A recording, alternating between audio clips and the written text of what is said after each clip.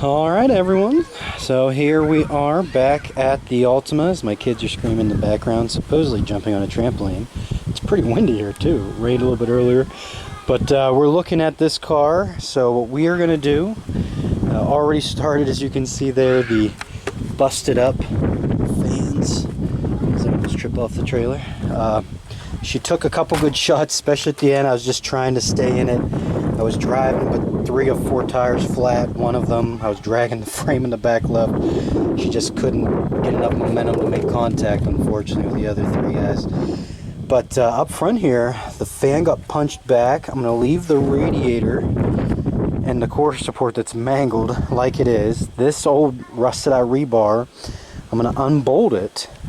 And you'll see below the car, that is a cobalt rebar that I'm allowed to put on it because it's a stock, just regular cheap. I mean, it got pressed on a couple times and it held, so we're gonna bolt that baby on here. But all I'm gonna do is loop the radiator lines. You can see here, I loosen this guy, loop them from there down there, and we're just gonna put a little bit of water and fabric softener in there and loop it. So I've just got to get the rest of this fan out. It's kind of pinched by the corner of the battery box here.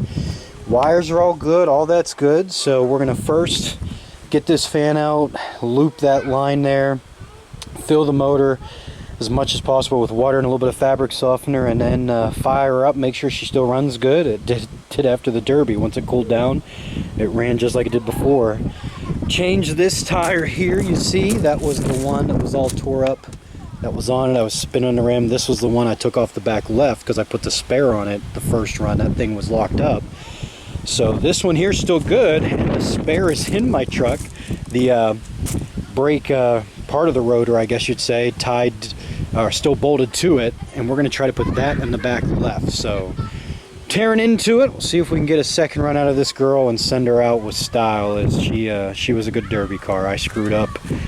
Should have really been down to the top 3 with how good she ran, and it is what it is. So here we go. To be holding.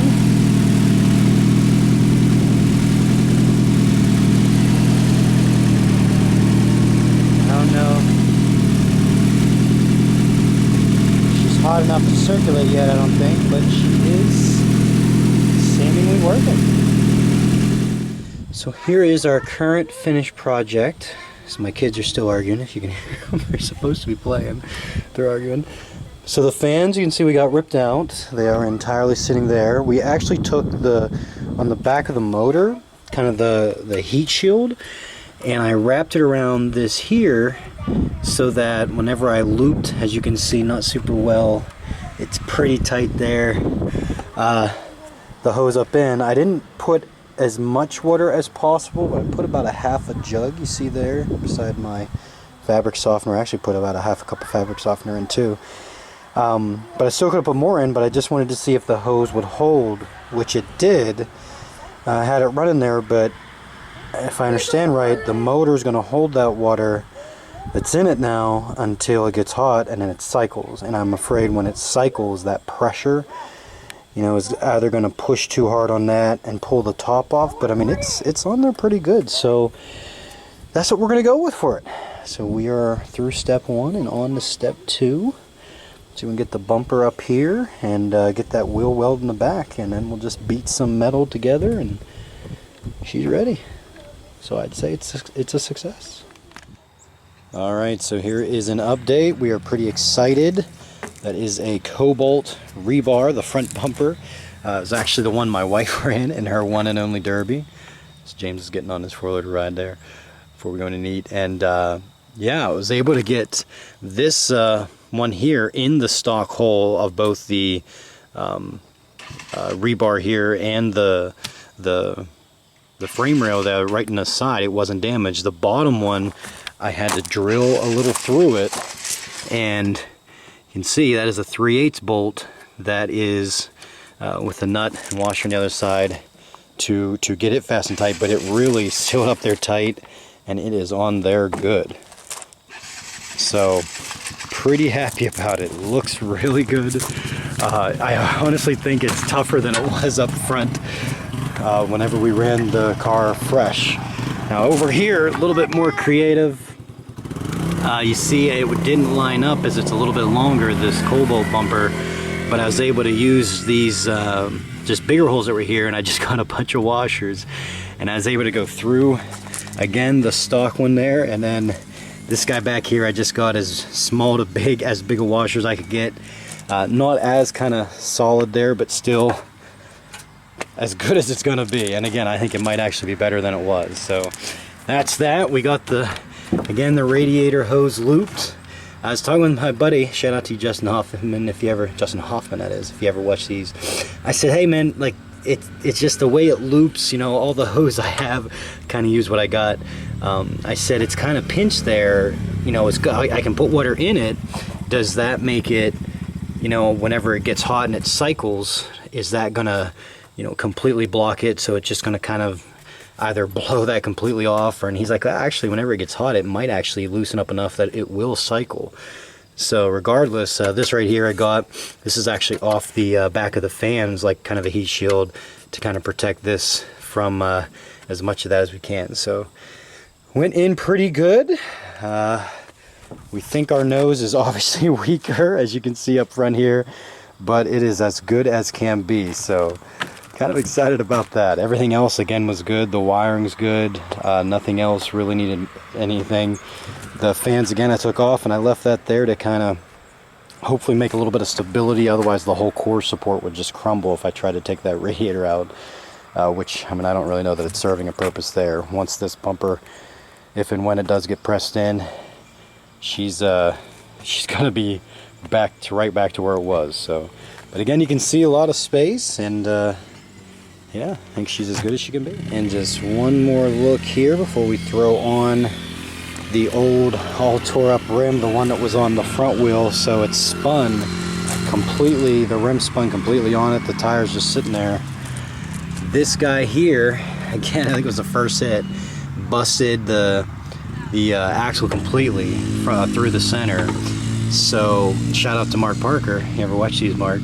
My father-in-law, he helped me. I held it, and then he kind of tacked it, and then he was able to weld with his arc welder around. I think we got as good of a weld as you can get.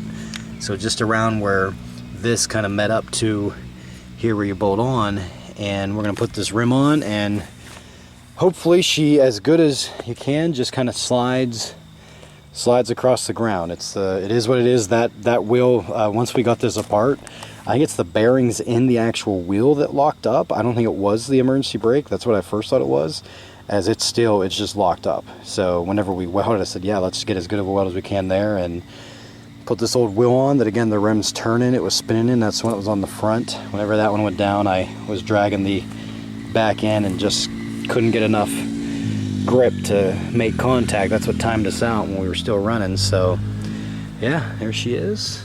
We'll put the wheel on now here.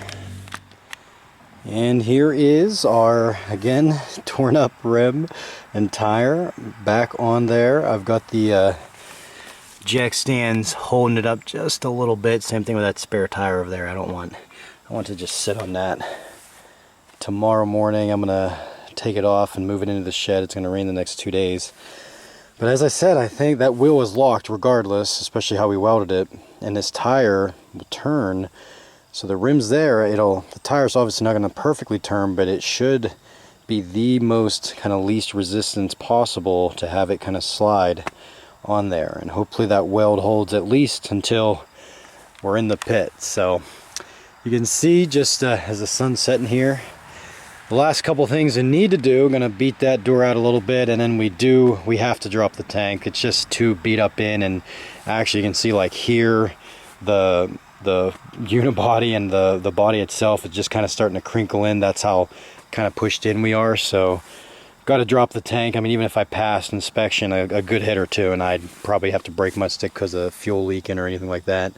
Pop the trunk off there, and use the jack as well as a strap and kind of press that back end up. I mean, really, you can see it's clear really up past the rear axle there, and it's gonna press in. I'm gonna beat this down more. I just stopped because I ran out of time last night, but took that off. Same thing over here, beat in, And I got this spare wheel on, and she turns, not the best. The spare wheel's a little beat up, but it's still holding on. This is the one that was on the other side. I think I'm gonna pop this off here once I get everything done, and I'm gonna cut down through just this excess stuff here, and then I'm gonna beat it in a little bit more so it's as tucked in as possible. I mean, best case, you know, I'm not gonna be on a big fast track like I was at Crawford. I'm gonna try to keep my rear wheels turning as long as possible, because that'll make me a lot more agile up front. So getting there. We're gonna have to drop the tank next. Pretty much everything's done. Just as I mentioned, just a little bit of that metal I'm gonna be back, but we'll get her in the shed and or my father-in-law's pole barn, and drop the tank, and then hopefully it's a simple derby tank of mine hooked up. I do have to, as you can see, I mentioned in my other video, my seat is broke. It broke a couple minutes in, so I'm gonna ratchet strap from my front door behind it over to here and kind of get it more erect as possible and a little bit more stable, as that made it pretty tough the last half of the derby. I was bouncing every which way, a little bit sore. But yeah, as I said, she runs good. We think we got another run in her, so we're gonna try to get her there as good as we can. Alright, so just a quick look. As you can see, we're now back in my father-in-law's pole barn, back beside our Central. We're going to run here 1st of October. And you can see my over the top. Just want to make sure, got the jack on there, but we got jack stands under it. I got an old small 2-ton jack I have there, as well as the big 3-tonner here. As we're going under, and we are going to try to drop the tank. I say try, I mean we're going to, but man, the strap for this tank is up under the bolts on this side. The strap just kind of hangs on the inside or the front, and it's like right in front of the rear axles here, and not in an easy to get to spot. So we're going to pop that lid off, if you will, and unplug the wiring. Still got to beat this door, just, I mean, probably beat it out a little, I guess. Maybe just leave it like that, because it's going to be probably tougher there than I'd beat it out. And we're going to try to drop the tank, and then we'll cut the lines probably up here about under my seat, because I'll come in probably about right there. I'll drill through, cut a hole, and then run my fuel lines up, and the tank's going to sit right there. I'm going to move my battery box in front of kind of that crossbar, whatever that is there. I think it's just meant to be a place for the seat to mount, so it's elevated to right height. So that's the plan. This is the tricky part that I stopped doing on my bigger stock cars, because you don't really have to, in my opinion. I haven't had an issue at all. In fact, I think I've had even better fortune just running the stock tank than messing with everything if the tank lines are good. So here we go. Hopefully not too bad. And you can see how busted my seat is. I didn't realize until looking, the thing is really messed up. We get a ratchet strap behind that thing or two. So here we go. And just one more look here under at why I'm dropping the tank. She's like, well, I mean, she's pressed up to the rear axle. Is it really going to do that much more damage? Well, it's kind of tough to see, but you can see there, that in essence is like the, I guess, I mean, would you consider that part of the unibody? Again, I'm not too familiar with what's classified as what in here, but you can see how it's bent, and that's pretty much pressed up against the tank. It already kind of goes around the tank tight. What's bent kind of pressed up in. The one over here, not quite as damaged. As you can see, my 2 barn cats, Luke and Leia, in the background there, from wrestling with each other. But this tank is just enormous, and it goes from edge to edge. And I think I'm really fortunate. My first derby, that door shot I took over here, right at the start and then toward the end, I took a good door shot to start, and then at the end, that the tank didn't get damaged at all, or the fuel cell on top of the tank.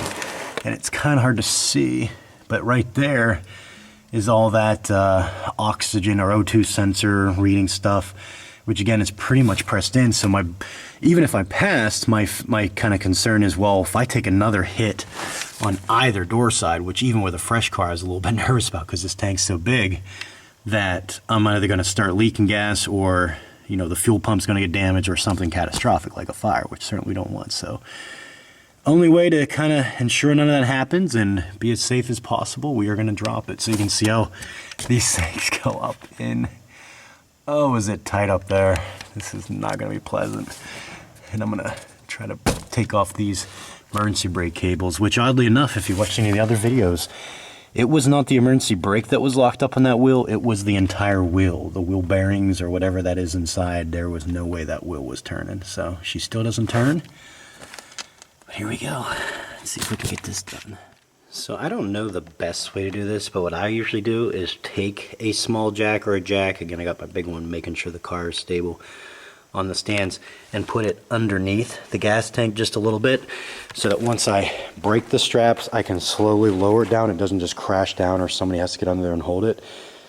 And we're actually going to use the Sawzall, the reciprocating saw, to cut the straps because I don't need the straps again, and why waste time trying to get up in there and busting my knuckles trying to get bolts off that are probably rusted and won't turn. And just to show in here, again, the fuel cell, usually you have a cover on either side, popped it off, unplugged the power or plug to the fuel cell. Again, that's why you don't cut these wires running to the back. I did that in my first derby car. Cut right through the fuel cell power cord. So I usually just kind of pull them in, as you can see from this big door hit. That's why I pull them in, secure them with zip ties.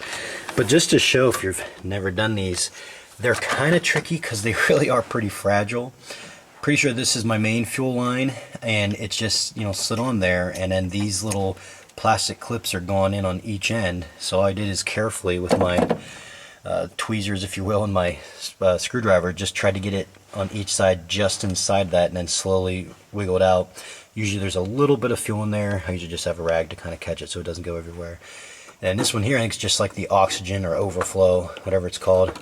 And you just, same thing, got it on the end, just get those little nips or edges just over this, and then just pops right out. So not too hard, you just have to be careful. I did last year break off about 2/3 of this. I was able to smooth it down and get it back on because I used the stock fuel cell, and then I just super glued it after I got it on and put some other stuff just around it, like cement and that. So yeah, that's that. So we're good, she's ready to drop. Now we're going to cut with the reciprocating saw those straps and slowly let her down and get her out of there. And just a quick look, there is the monster. We got it out.